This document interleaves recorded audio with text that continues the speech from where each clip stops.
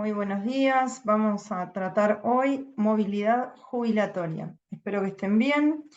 Este tema lo vamos a tomar dado que se ha producido un cambio, se produjo un cambio hace muy poco tiempo respecto al tema de la movilidad para determinados tipos de cargos. Vamos a hablar hoy sobre la extensión horaria de los cargos privados principalmente, pero también otros tipos de cargos que se pagan en los colegios privados y su movilidad. Para poder entender tenemos que ver un poquito de historia. En la provincia de Buenos Aires se han recibido diferentes transferencias de colegios privados, tanto en el año 77, en el año 86 y en el 94.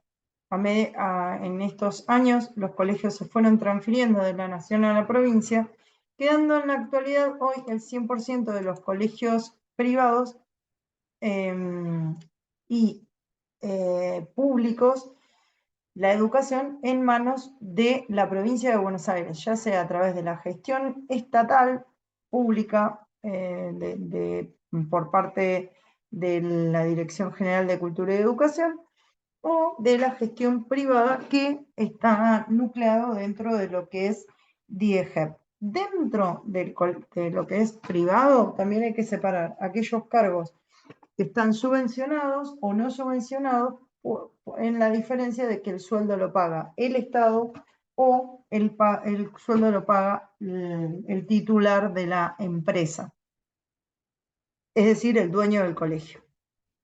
En el caso de los colegios privados se da una situación muy particular respecto de la naturaleza jurídica porque tienen obra social privada, pero seguridad social pública, régimen administrativo público, pero tienen, en el caso del régimen de los aportes, van una parte a IPS, otra parte a ANSES. En cuanto a las cuestiones disciplinarias, ahí conviven, depende del caso, entre público y privado. Entonces, tenemos que ser muy cuidadosos respecto de quién hablamos o cómo está conformada la naturaleza jurídica de los aportes que tenemos tanto de ANSES como de IPS en los colegios privados, caso por caso.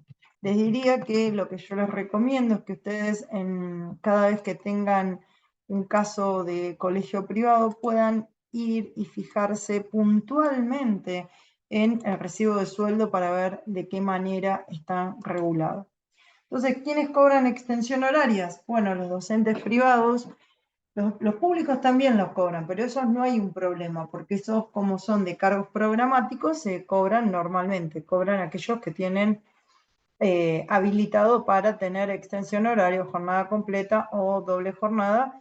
Ahí no hay ningún inconveniente. El problema se suscita con los docentes que no tienen aprobada una planta por la DIEGEP acá administrativamente como con mayor cantidad de horario y sin embargo lo necesitan o lo quieren ofrecer como dentro del proyecto educativo. Y ahí comienza el problema. Puede haber maestras de grados que tienen extensión horarias, o el secretario, o el director, o el vicedirector, pero también puede haber otros ítems que se le paga, que no son solo extensión horaria, sino bonificación full time, bonificación de patios y recreos, anticipo a cuenta de futuros aumentos, bonificación horas, etc.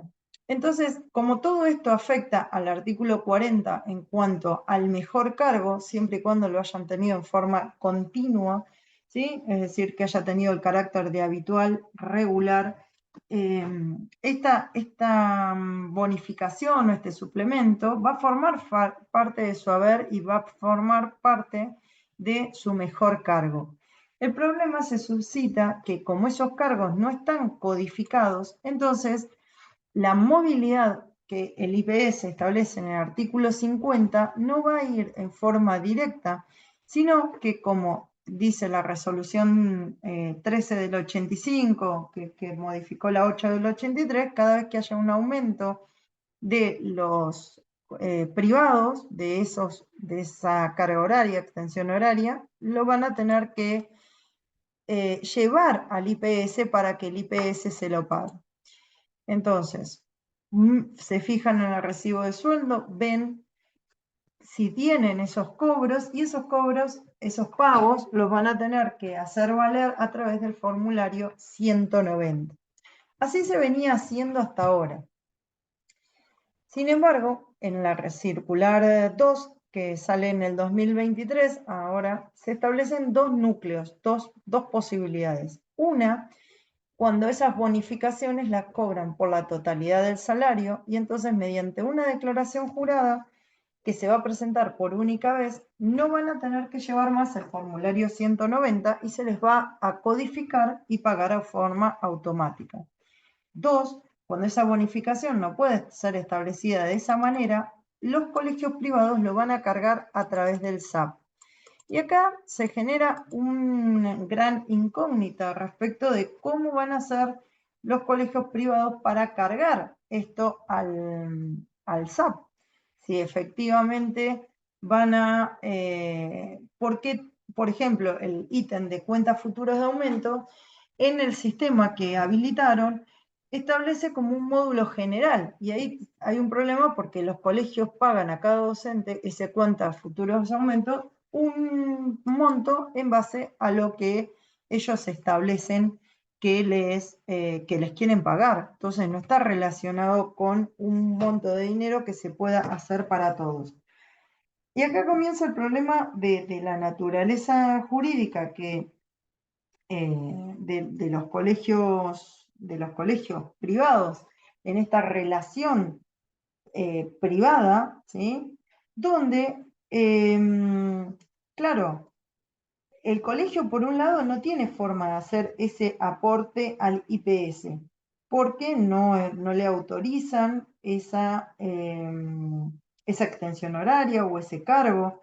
Pero por el otro lado, para hacer su oferta educativa más, más importante o en el marco de lo que están ofreciendo y de lo que están cobrando por el servicio que brindan, quieren dar esa oferta. Entonces, ¿cómo hacen en esos casos? Bien,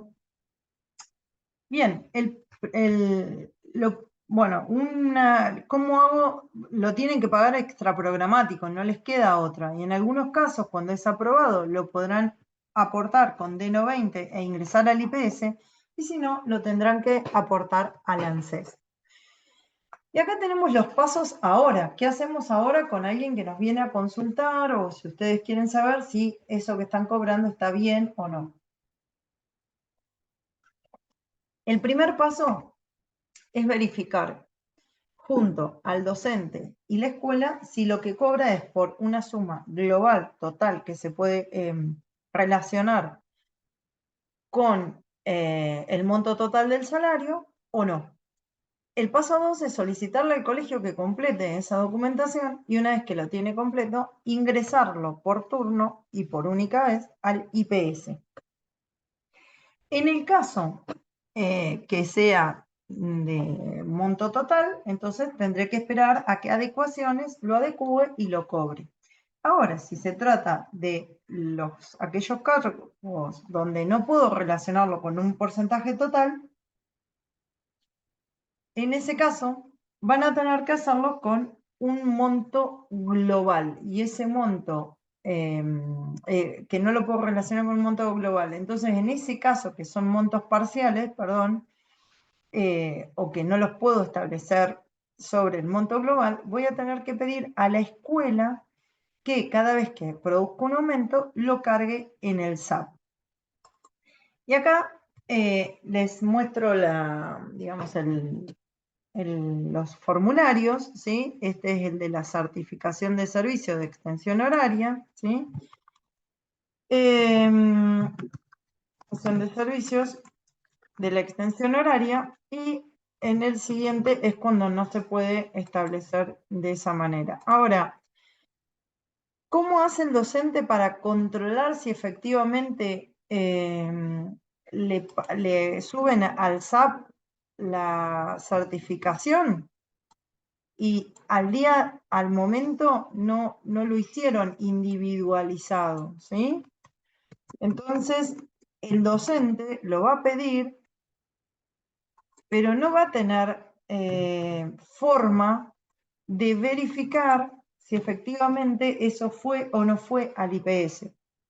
Yo entiendo de que esto va a generar un problema en cuanto al seguimiento por parte del docente y también para el IPS respecto de los reclamos que puede seguir haciendo el docente presentándolo, porque no va a haber reflejado inmediatamente esa carga. Entonces, en el SAP, los docentes, los representantes legales, secretarios, quien cargue en el SAP, hay un manual aplicativo donde establece cómo hacer esta carga y con esta carga poder cobrar el docente a través de este envío que se hace al IPS lo que le corresponde por extensión horaria. ¿Qué pasa con el resto de los casos? ¿Qué pasa con el resto de aquellos docentes que no cobran como extensión horaria, sino que lo cobran por